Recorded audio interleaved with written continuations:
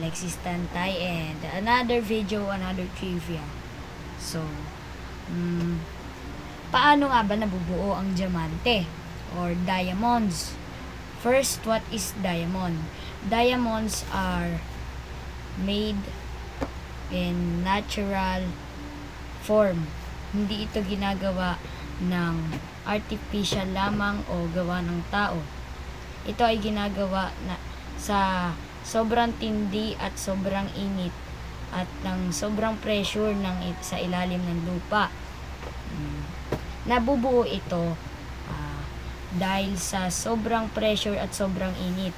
Ang pressure na umaabot ng 40 hanggang 65 kilobars na ang init ay 1,300 degrees Celsius. At paano ito nakikita?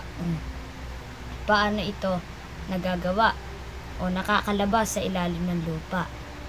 Una, makakalabas ito sa ilalim ng lupa maaaring sa pagputok ng bulkan at maaaring liparin ang diamante na nanggagaling sa lupa.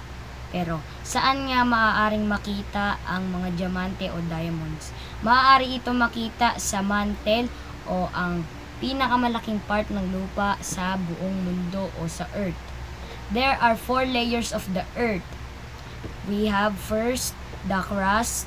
Second, the mantle.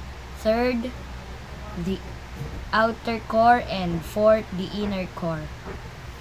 Ito ay madalas makita sa mantle o ang pinakamalaking part ng lupa. Minsan, ang nakalipas dito na lupa ay dito nabubuo ang mga diamante na nakikita natin. Ngayon, ito ay ginagawa sa pamamagitan ng laboratories at maaari din ito gawing sometimes pwede din itong gawing kwintas, hikaw, or singsing na palamuti o alahas na inyong maaaring maisuot. Yun lang guys, bye!